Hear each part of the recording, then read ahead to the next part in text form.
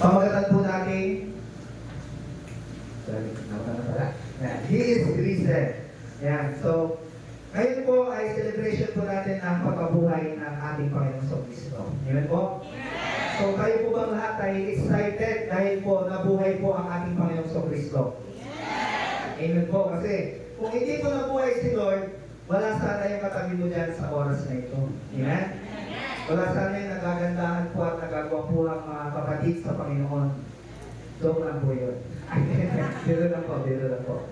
So, napakasarap sa buhay po natin kasi napakaswerte po natin kapag tayo po yung nakilala sa Panginoon dahil napakarami pong pangako ng Diyos at ito lang po yung Diyos, ang ating Panginoon Kristo po lamang, yung nag-alay ng kanyang buhay para po tayo po ay magkaroon ng buhay. Amen? Sabihin mo nga po sa oras na ito, Jesus is risen. Jesus is risen. Ayan.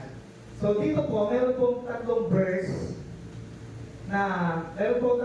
po dito sa Luke 24, verse 5 to 7, yung binasa po natin kanina. At dito naman po sa John 11, 25 to 26, basahin ko po sa inyo. Sinabi sa kanya ni Jesus, ako ang muling pagkabuhay, ang buhay ang sino mang sumasampalataya sa akin. Kahit ay mamatay, ay muling mabubuhay, at sino mang nabubuhay at sumasampalataya sa akin ay hindi na mamamatay kailanman. Naniniwala ka ba sa sinasabi ko? Sabi naman po ng 1 Corinthians chapter 15, verse 20 to 22, ngunit sa katunayan, si Kristo ay muling binuhay at ito'y katibayan na muling ang bubuhayin ang mga patay. Kung paano dumating ang kamatayan sa pamamagitan ng isang tao, gayon din naman dumating. Gayon din naman, sabi ko yan, dumating ang muling pagkabuhay sa pamamagitan din ng isang tao sapagkat kung paano mamamatay ang lahat dahil sa isa sa kanilang kaugnayan kay Adan, gayon din naman mabubuhay ang lahat dahil sa kanilang kaugnayan kay Kristo. So sa buhay po natin mga kapatid, napakahalaga po na naniniwala po tayo na ang Panginoong Kristo po ay nabuhay na. So every year, taon-taon po nasi-celebrate tayo ng Holy Week, ng Easter Sunday, Sabado, or itong Holy Week po na to. Supposed to be, itong Holy Week po na to, ang buhay po dapat natin talagang ibinibigay natin sa Panginoon. Amen? So iba-iba yung ginagawa po ng tao para ipakita po yung kanilang pananampalataya sa Diyos. Pero, meron pong nakalagay sa Biblia kung paano po talaga natin ipapakita yung pananampalataya natin sa Diyos o yung pagpapasalamat natin sa Panginoon dahil siya po ay nabuhay na po sa ating mga buhay. Amen? Sabi po dito, He is risen, signifying victory over sin and death, validated by the empty tomb. So sa buhay po natin ito mga kapatid, isang bagay lang po yung kailangan nating paniwalaan. That Jesus is risen from the grave. Sa madaling salita, sabi po dyan, alive. Amen? So tayo po ba mga kapatid ay naniniwala na si Kristo na po ay nabuhay? Dapat po tayo maniwala na si Kristo po ay nabuhay sa buhay po natin na ito. Although, hindi po natin siya nakikita with our physical eye. Amen po? Hindi natin nakikita si Christ. Hindi natin alam kung ano po yung itsura ni Christ. Kasi sa Bible po, wala pong nakalagay kung ano talaga yung mismong mukha ni Christ. Pero dinidescribe po siya ng Biblia. Amen? Pero, sabi po ng Biblia, naniniwala po tayo sa Kanya kahit hindi natin siya nakikita. Sa pamamagitan po yun ng ating pananampalataya sa Diyos. Kung bakit po kayo nandito po sa panambahan po na ito sa oras na ito, dahil naniniwala ka na meron talagang Kristo sa buhay po natin at hindi po yung katulad ng sinasabi ng iba, hindi siya nabuhay o wala talagang Diyos o sabihin po natin, nandiyon pa rin siya sa krus, nakapako pa rin siya. It is not. Dahil po ang katotohanan, ikaw at ako, alam po natin sa oras na ito, na nabuhay na si Kristo, kaya ka nga narito sa oras na ito.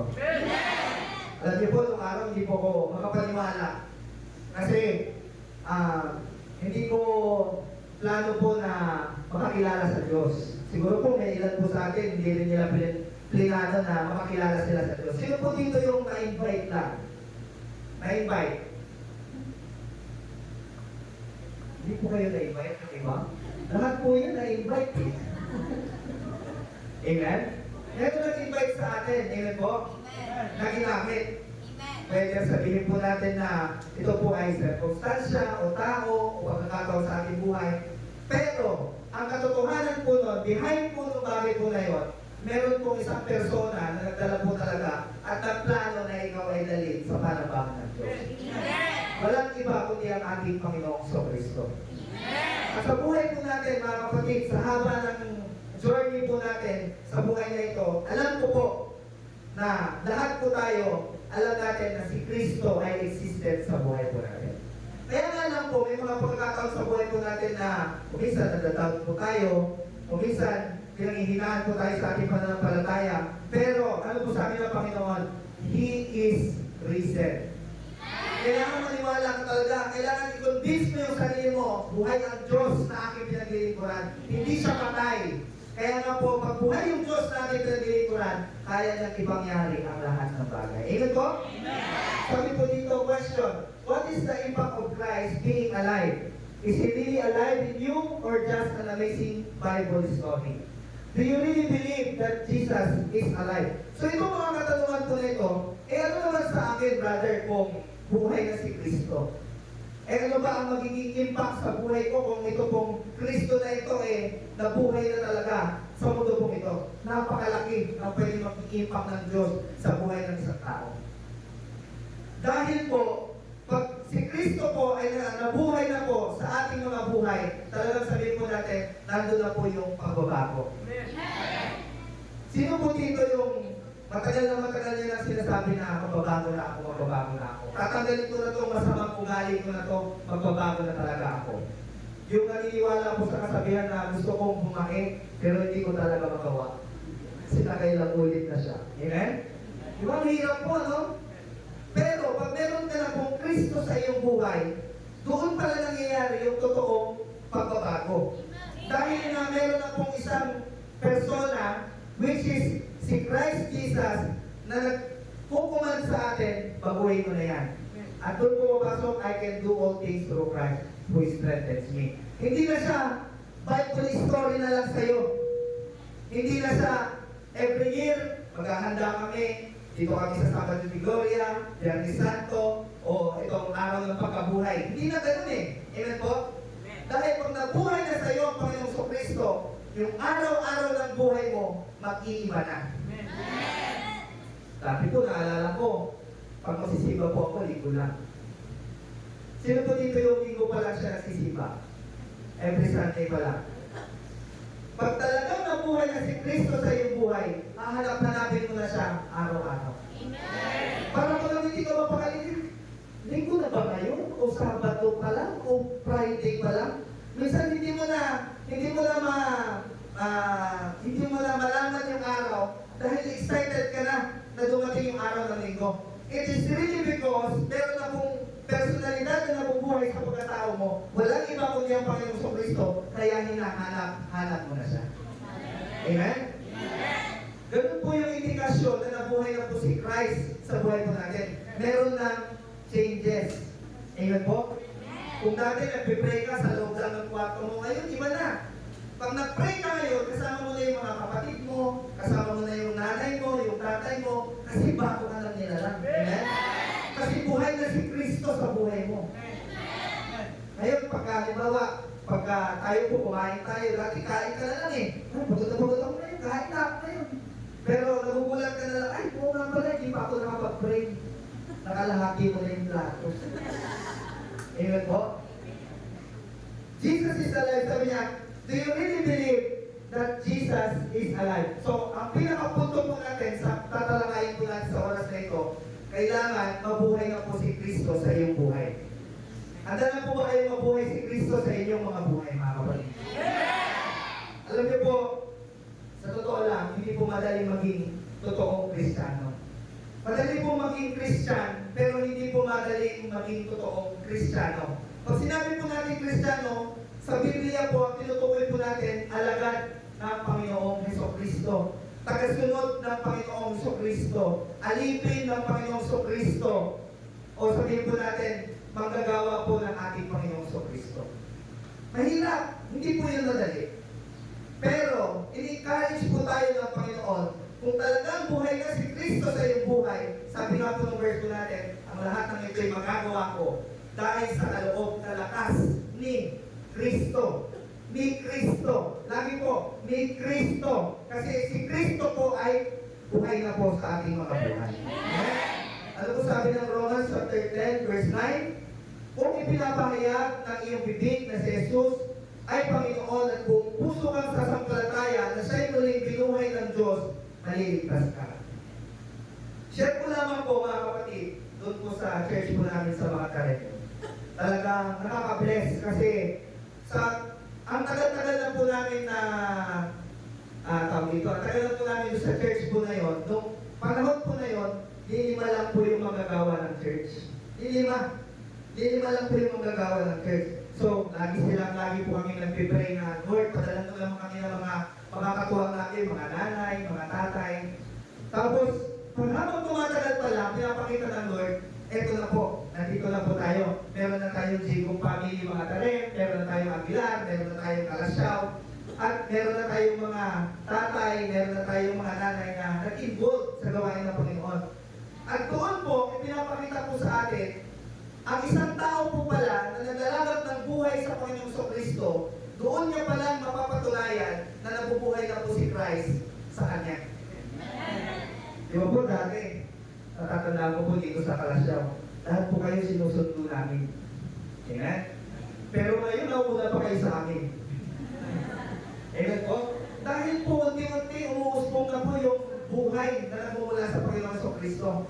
Kaya nga, dito po sa tatalakayin natin, hindi lang po yan yung magbabago sa buhay natin. Mas marami pa. Sabi niya dito, Jesus died and after 3 days, He rose from the grave. Kung minsan, ang problema po, marami raw pong tao na nami-misinterpret itong verse po na ito. Kasi sabi niya, namatay, tapos muling nabuhay. Sa ibang tao po kasi, ang pag-iwanan po nila dito po sa namatay, ibig sabihin po, defeat, natalo na. Ibig sabihin po, ay, kala ko pa naman siya yung Diyos, pero tao lang pala siya kasi namatay. Pero, sa totoo lang po, sabi niya, He rose, after 3 days, He rose from the grave. Alam niyo po ba, na sa buhay po natin na ito, hindi lamang po pwede na sabihin natin na nabuhay na si Kristo sa akin. Hindi mo po pwede sabihin na, naniniwala ka ba na si Christ ay nabuhay na sa iyong buhay? Amen, naniniwala ako. Yes, naniniwala ako. Hindi lang ito po pwedeng sasambit lagi lang. Kailangan, we proclaim that Jesus is already alive. Amen. Paano po ngayon papuproclaim na si Kristo po ay buhay na? Halimbawa, yung katabi mo ngayon, nakapakan yung paa mo. Tapos, aray, ano ba yan? Mag-ingat ka naman sa susunod. Patay pa si Christ dyan. Lamang pa ang kaaway. Amen? Halimbawa, merong nasabi sa isang bagay, sumama agad ang loob mo. Di ba? Para kumbaga, affected ka kaagad. Lamang pa po yung laman dyan, hindi pa si Christ. Kasi pag si Kristo na po yung lamang sa buhay po natin, yung buhay po natin hindi na sa atin, para sa iba na. Amen? Tingnan mo nga yung katabi mo kung para sa iba na yan. Yan. So, kailangan po, para mabuhay si Kristo sa ating buhay, yung buhay po natin na ito, hindi na po para sa atin. Pagbibigyan mo, magmimerienda ka, hindi ka na lang ikaw yung magmimerienda kayo, madadamay ka na lang isang kapatid. Amen? Kasi hindi mo na kayang, parang hindi mo na kayang kumain na, hindi mo siya makasabay. Or, halimbawa, meron ka sa sasakyan, hindi na po pwede na ikaw na lang yung sumasakay doon, kailangan meron ka ng akay-akay pagdating kay Lord. Kasi hindi na sa iyo yung buhay mo eh. Kay Kristo na, kaya nga, Christ being alive sa buhay ng isang tao. So, maraming bagay ang magbabago sa buhay po natin. Ano po yun? Sabi po dito, Jesus is risen, demonstrating Christ living. Basahin po natin sa 1 John chapter 2, verse 6. Kung meron po tayong mga Biblia. Yan. Basahin po natin, sabi po dito, 1 John chapter 2, verse 6. Sino mang nagsasabing nananatili siya sa Diyos, ay dapat mamuhay tulad ng pamumuhay ni Jesucristo. Amen po? Amen. Nari pa po ba kayo mga kapatid? Sabi po dito, 1 John chapter 2, verse 6. Sino mang nagsasabing nananatili siya sa Diyos, ay ay dapat mamuhay tulad ng pamumuhay ni Kristo. So lahat po tayo sa oras na ito, tayo po ay kinukonsidera ng Panginoon na nananatili sa Diyos. Amen po? Wala po dito para kay Satan. Wala po. Sino po dito para kay Satan? Matataas na kamay, delikado yan. Amen? So lahat po tayo para sa Diyos. At sabi po dito, ang lahat daw po na nagsasabing nananatili siya sa Diyos ay dapat mamuhay tulad ng pamumuhay ni Kristo. Ngayon ang tanong, paano ba namuhay ang Panginoong Kristo sa buhay po natin na ito?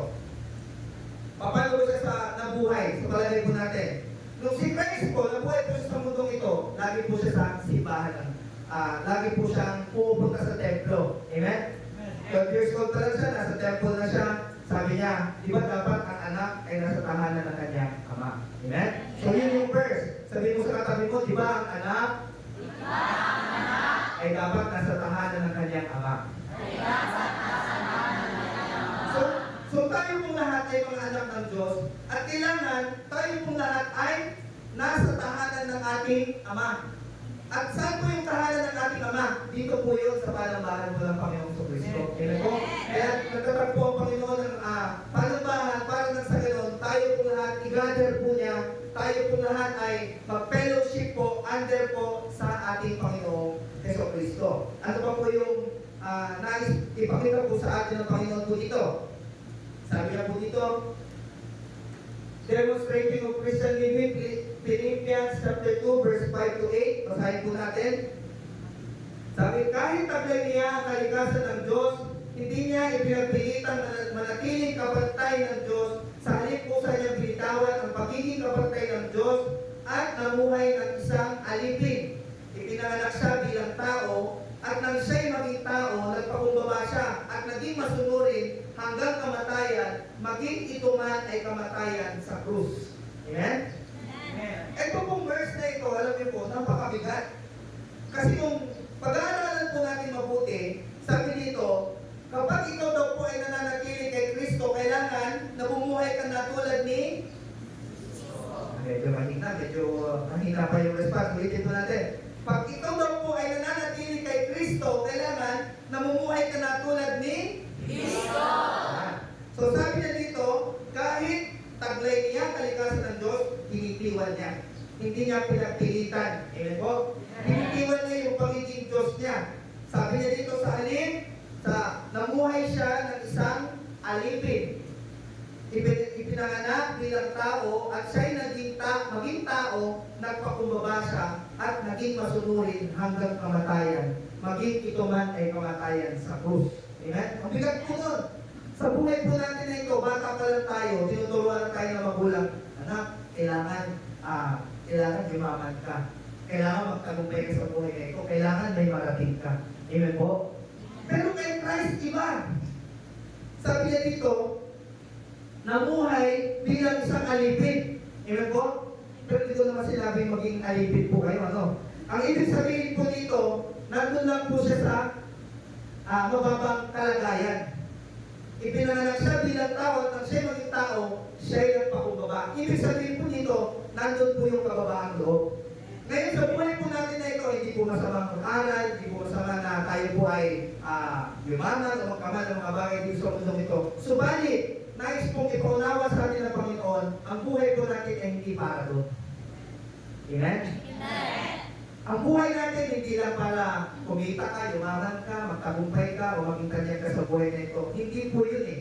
Ang design ng Diyos sa buhay po natin, magpakumbaba kay Kristo. Amen. So kahit ano man, o gaano man kalayo, gaano man kataas ang narating mo sa buhay na ito, kay Lord po, hindi niya yan tinitignan. Sa dito sa iyo. Amen? Tignan mo yung katabi mong mayaman. Hindi problema ni Lord kung mayaman yan. Okay lang sa kanya. Kaya mahirap, kaya mayaman, okay lang. Hindi niya tinatanong yan. Amen? Pero alam mo nabasa sa Biblia, sabi ni Christ, mayaman ka ba? Wala. Amen po? Nakapagtapos ka ba? Hindi eh. Amen po? Kaya sa madaling salita, mga kapatid, hindi tinitignan ni Christ ang estado ng buhay ng isang tao. At doon tayo maswerte. Kasi sabi ng Biblia, gaano ka man karumi, gaano man karami yung pagkakasala mo, ang Diyos willing kang patawarin. Mayaman ka man, mahirap ka man, may pera ka man o wala. Kahit ano pang kalagayan ng iyong buhay, hindi mo lang discriminate ang Panginoong Kristo. Kaya nga tayo dinala sa panambahan ng Diyos dahil mahal po tayo ng Panginoon, wala na pong ibang dahilan. At sa buhay po natin na ito, mga kapatid, kailangan tayo raw po ay mamuhay katulad ng kay Kristo. Amen? So hindi na po sabihin natin, pangarap na natin na maging tanyag po tayo, maging mayaman, o magkaroon tayo ng karir. Okay lang po yun. Pero, huwag na huwag mong sasagasaan ang mga bagay na ukol kay Kristo. Mangarap ka, sige mangarap ka, kahit pa tayo. Maghangad ka ng mga bagay sa mundong ito, okay lang yan. Pero, huwag na huwag pong ihigit sa ating Panginoong Kristo. Dahil ang pinakamahalagang bagay sa buhay po natin, ito, para mapakita po natin na si Kristo po ay buhay na po sa atin, kailangan si Kristo na po yung pinapahalagaan natin sa buhay na ito. Wala na pong ibang bagay. Diba nakakalungkot po, no? Katulad po ng isang mayaman dun sa Bible. Narinig mo nga dun sa preaching ko ni Sister Merian kanina. Pastor Merian kanina.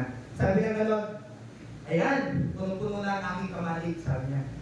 Ang gagawin ko, gigibain ko na itong mga kamalig ko na ito, tatayo ko na mas malaki, tapos pupunuin ko yun para pag napuno ko, hindi na ako magtatrabaho, kakain na lang ako, iinom at magpapahinga.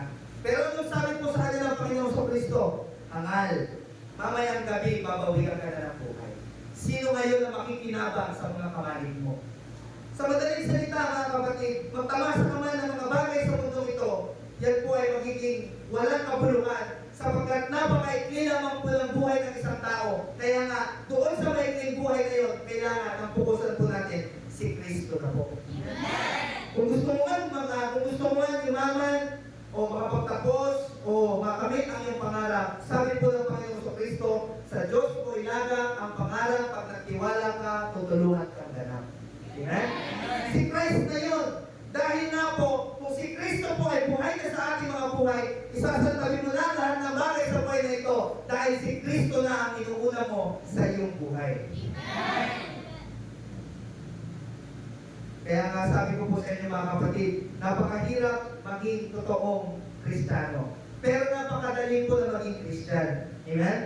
Pa-post-post ka lang, pa-simba-simba ka lang, pa-share-share ka lang ng words of God, pwede ka lang tawagin Kristyan. Pero, yung talagang tagasunod ni Kristo, mahirap yan.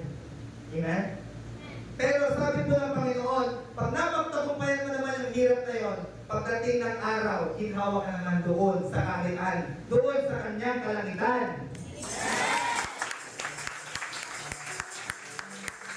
Praise the Lord.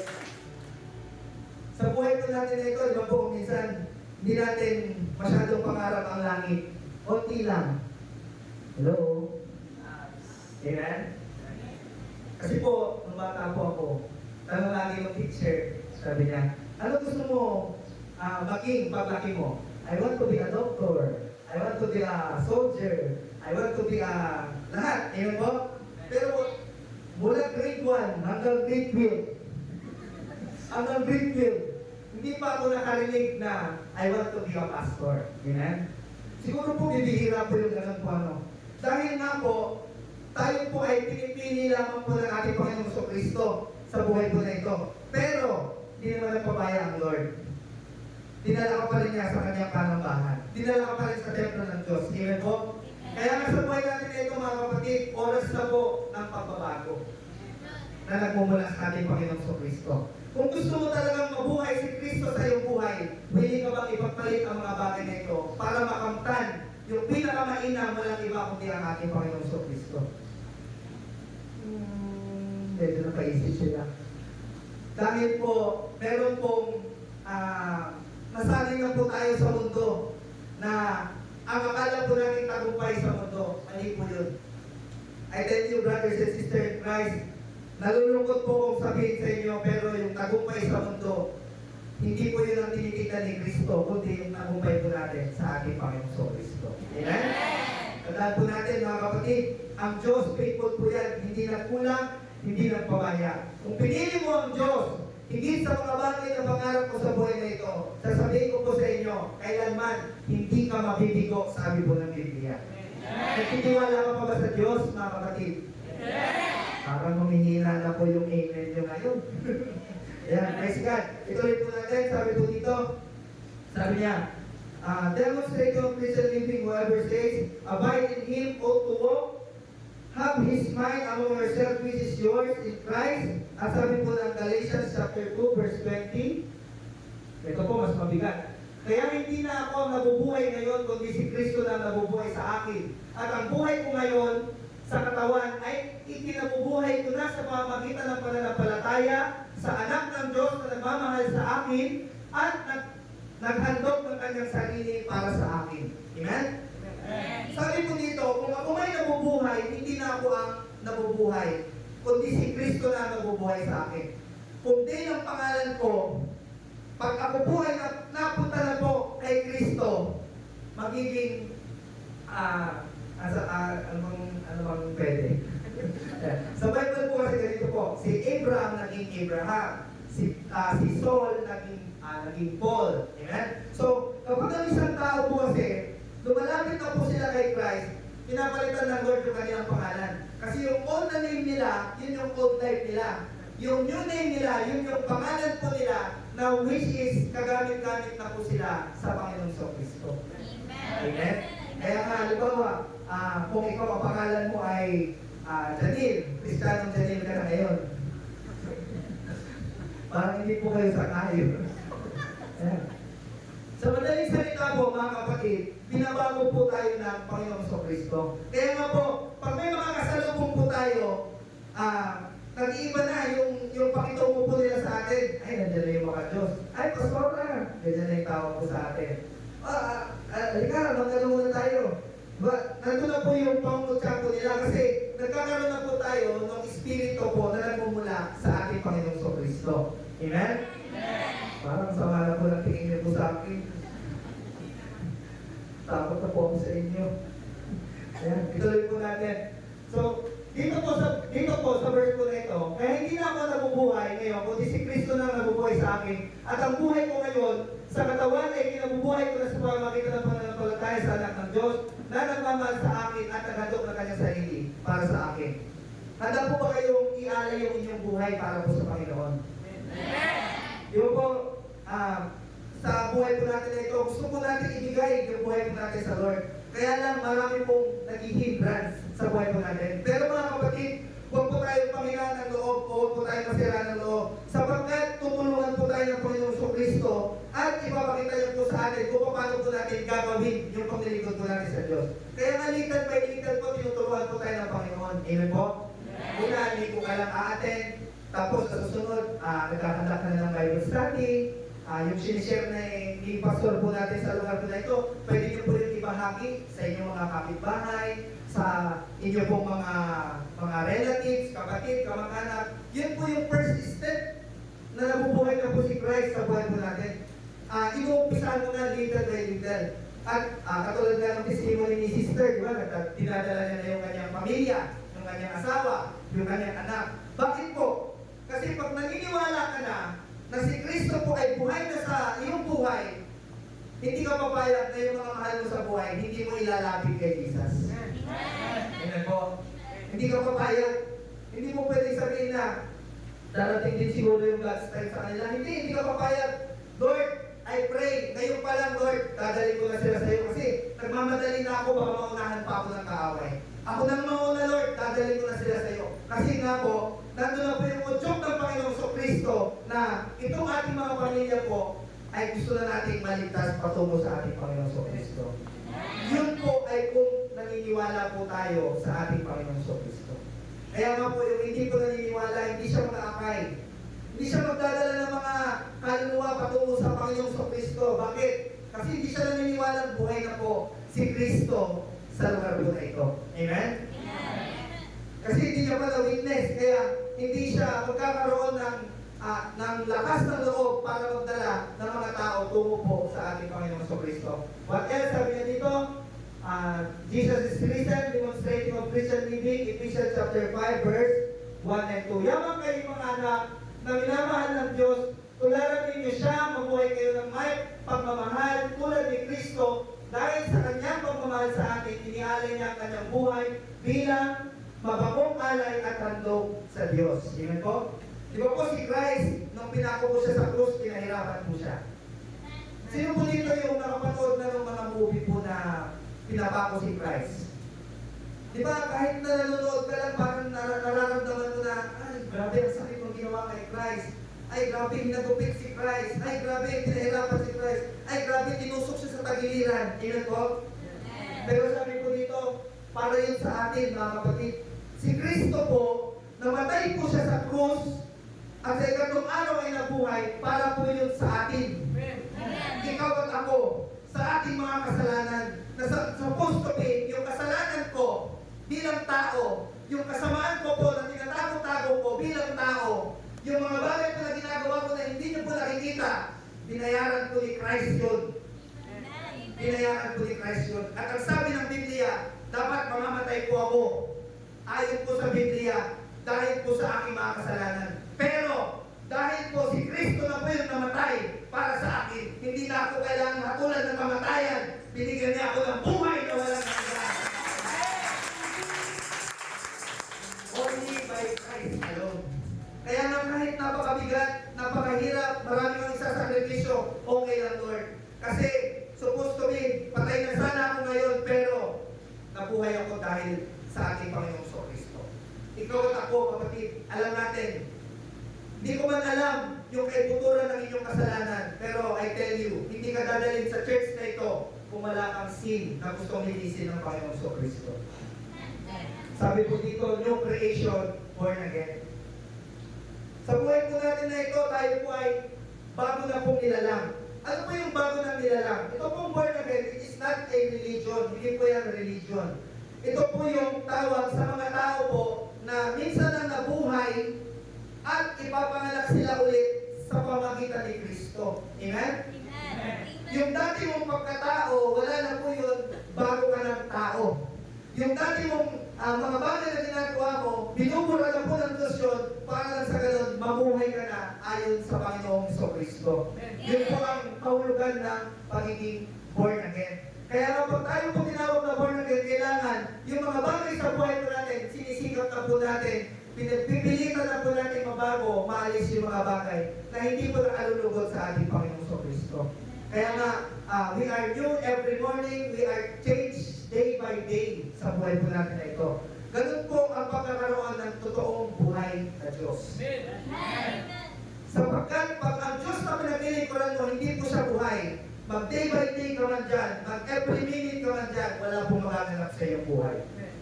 Kahit sa buhay na kayo ka pa pumasok, kung hindi mo bubuhayin si Kristo sa iyong puso, wala pong magaganap sa iyong buhay, hindi ka mababago. Unless, buksan mo po ang iyong puso at papasukin mo si Kristo sa iyong buhay, doon pa lang po papasok yung pagbabago na nagmumula sa ating Panginoong Kristo.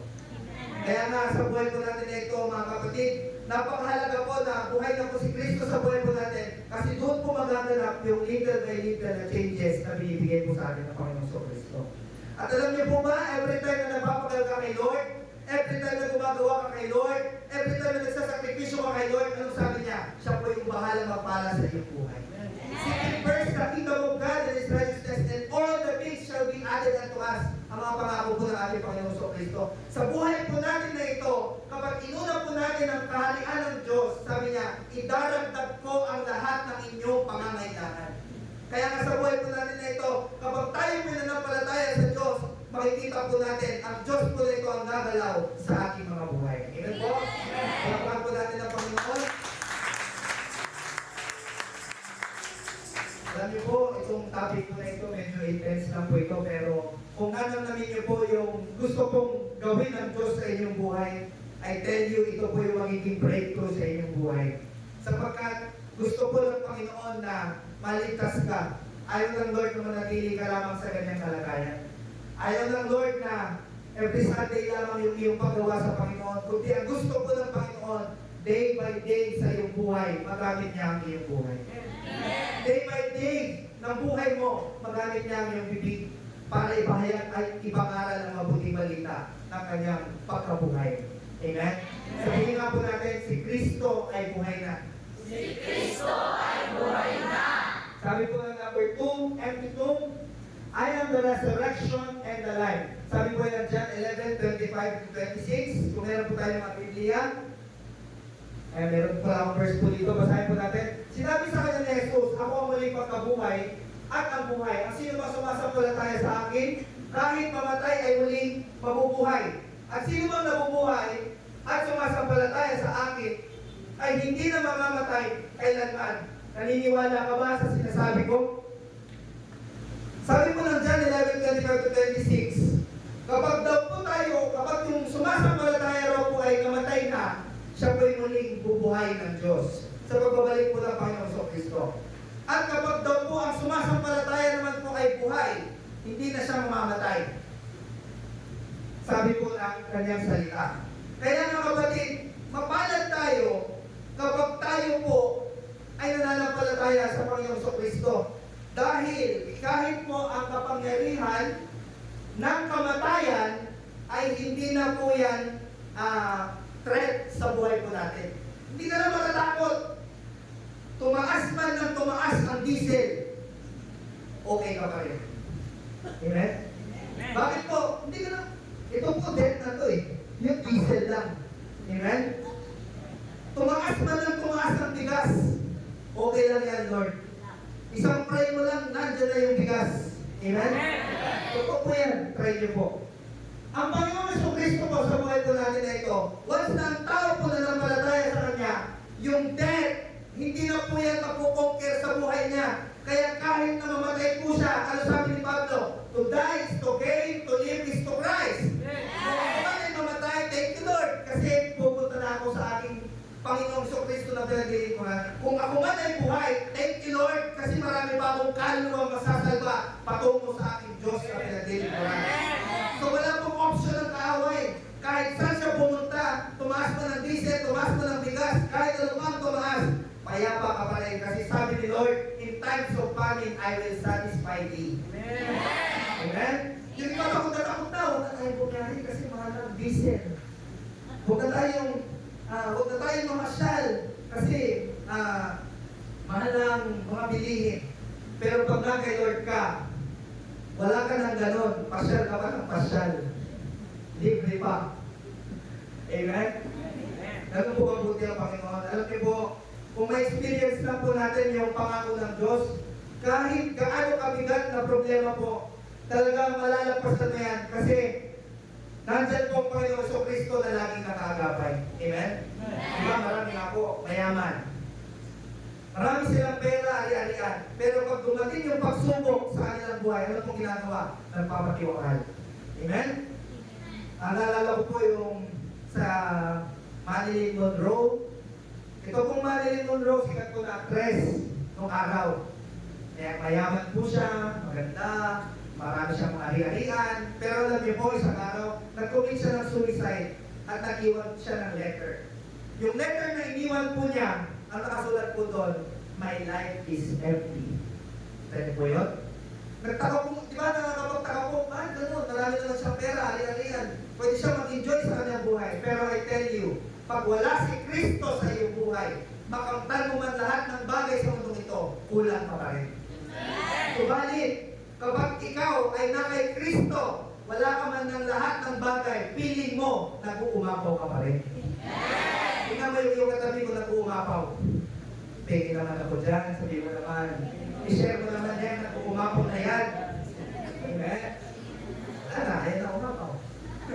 Ayan, praise the Lord. Sabi ko dito, from death to life, not life become death. Tayo po, binuhay na tayo ng Diyos. Pag binuhay ka na ng Diyos, kailangan hindi ka nababalik sa kamatayan. Hindi ka nababalik sa punong-puno na problema, punong-puno na kahirapan. No! Kasi meron ka ng Diyos na buhay. Kaya nga wala na siya sa tomb. Wala na po siya sa kuweba. Umalis na. Amen? Amen.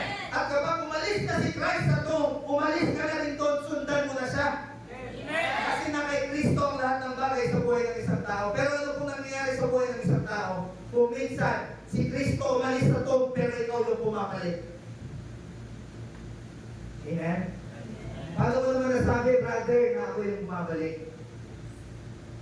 Dahil po, nagpapaalipin po tayo sa mga bagay na nasa sanlibutan. Meron po akong ini-invite po noon, businesswoman po siya. Sabi ko po sa kanya, ma'am, invite ko po kayo sa church namin. Baka pwede po kayong manayahan ng Sunday na dumalo. Sabi po niya, ito pong babae po na ito, meron siyang business. At yung business niya, okay na, talagang kumikita na ng maganda sa madaling salita. Nakakabili siya ng mga property, mayaman na sa madaling salita. Pero alam niyo po kung anong sagot niya po sa akin? Pasensya ka na, hindi kasi ako pwedeng kumabsent dito sa business ko. Sabi ko, napaisip ako, ang alam ko siya yung may-ari, bakit hindi siya pwedeng kumabsent? Hello? Pag ikaw ang may-ari ng isang bagay, sino pong masusunod? Ikaw yung bagay. Ikaw, kasi ikaw ang nagmamayari. Ibig sabihin po, dahil sa pandarayan ng sanlibutan, yung bagay na po ang nagmamayari sa kanya ngayon. Pag sinabi ng bagay na yun, pumasok ka kahit linggo, papasok siya. Hindi niya na-control yung kanyang buhay. Pabalik na po siya sa kamatayan. Amen? Kaya nga po sa buhay nito kapatid, pag meron pong humarang-harang sa'yo, araw ng linggo, tumabi ka dyan. Hindi mo ako pagmamayari. Pagmamayari ako ni Christ. Amen? I am belong to Jesus. Pag sinabi nung kapitbahay mo, Mari, may ayuda ngayon. Huwag ka muna kumatin dyan, dito ka muna. Hindi. Pagmamayari ako ni Christ, mamaya na yung ayuda. Kristo muna bago ayuda. Amen? Amen. Bakit po? Kung nagtitiwala ka kay Christ, malay mo, doblehin pa. Amen? Ganun po sa Panginoon sa Kristo, kailangan may challenge. Kailangan hindi po pwedeng, teka, kunin ko muna ito. Para naman, pinagpala na ako mamaya, magtitestimony ako. No! Unahin mo muna si Lord bago ang lahat ng bagay.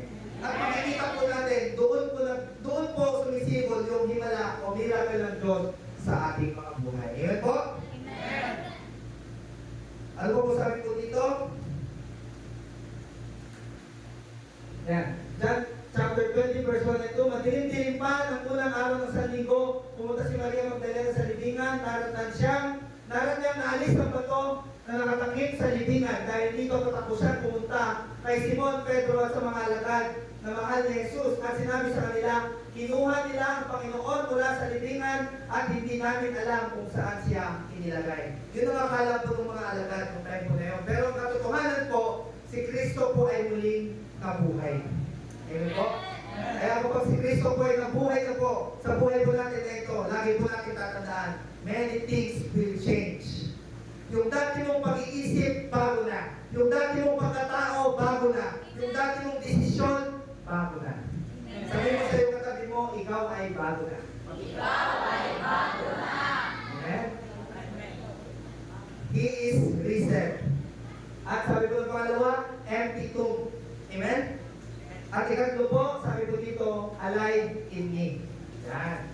So kanina, He is risen. Doon po, create ng Lord yung mga bagay na babaguhin niya po sa ating buhay. Yung tomb naman po, yun po yung proof na si Kristo po ay tunay na buhay na sa ating mga buhay. At number 3, alive in me. Sabi niya dito, Jesus creates new believer. Pag si Kristo na po, pumasok na siya sa ating buhay, nag-create po yan ng bagong believer. Amen? Kaya sabi nga po, newly believer. Newly believer. At ano pong ibig sabihin pag bagong believer? O sabihin natin, bago ka pa lang na binago ka na para kumilala sa ating Panginoon sa Kristo. Yan po yung sabi po dito, alive in me, Jesus Christ, new believer, empowered. Ang isang tao po na nakakilala na po sa Panginoon sa Kristo, iba po yan, empowered yan, malakas. Sabihin mo sa oras na ito, malakas ako. Malakas ako.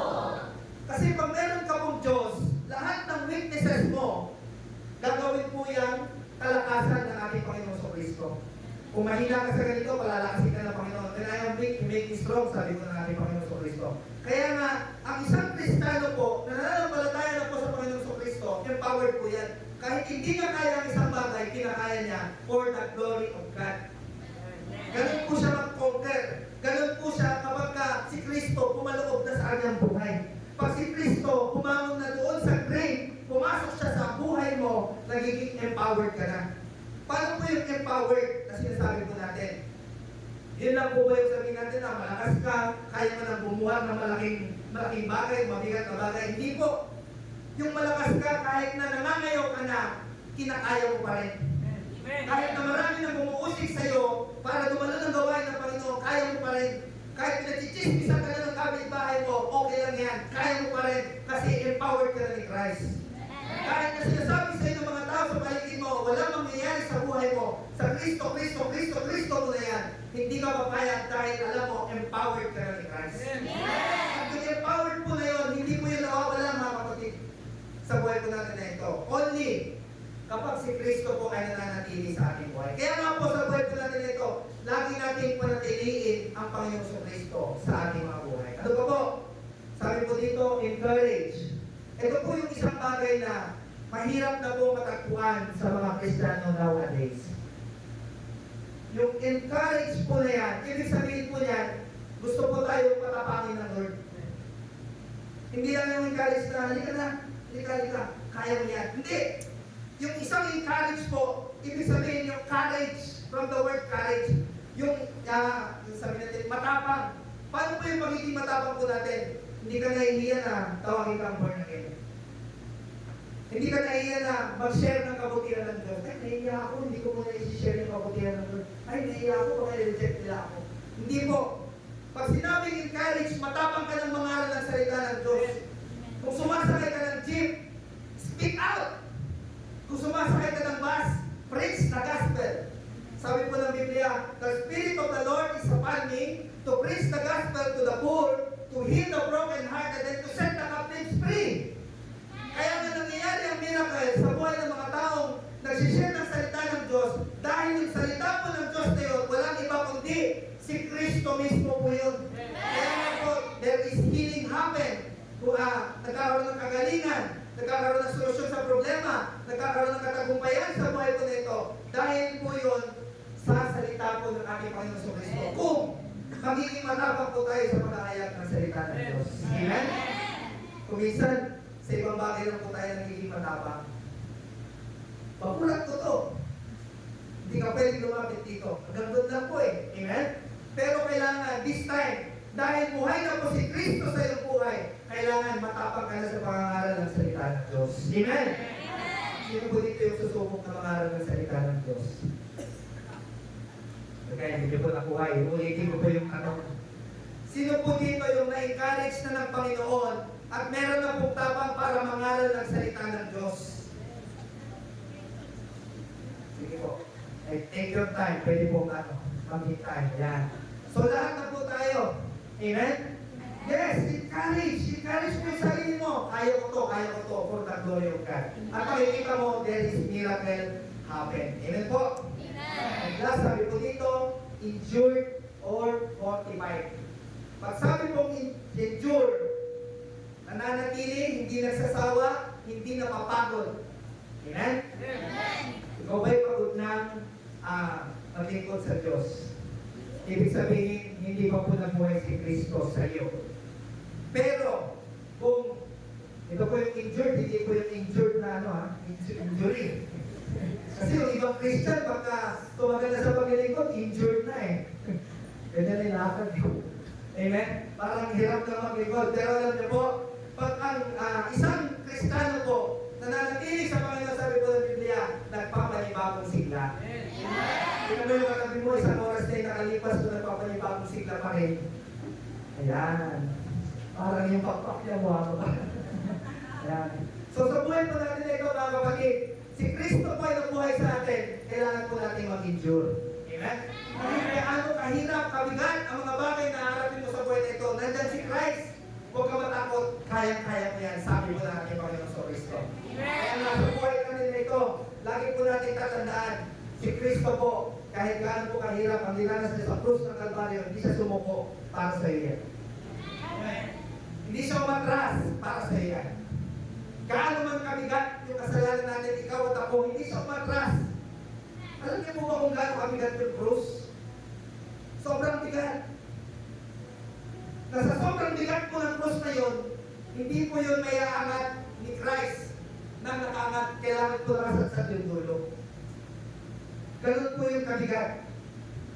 At itagdag niyo pa po dyan, yung torture na inabot po niya, ilang araw siya hindi kinakain, tingin na corona sa kanyang ulunan, paungot siya ng mga tao, sa kabila ng siya po yung Diyos na makapangyarihan.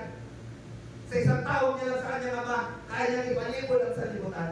Subalit, dahil po sa kanyang pag-ibig sa bawat isa po sa atin, kinaya niya ang lahat ng bagay na ito. Ganun po ba kahirap magbahagi ng salita ng Diyos sa ibang tao? Ganun po ba kahirap gumalo ng gawain ng Panginoon? No. Dahil po sa paghihirap ni Lord, dumali na po yung buhay po natin.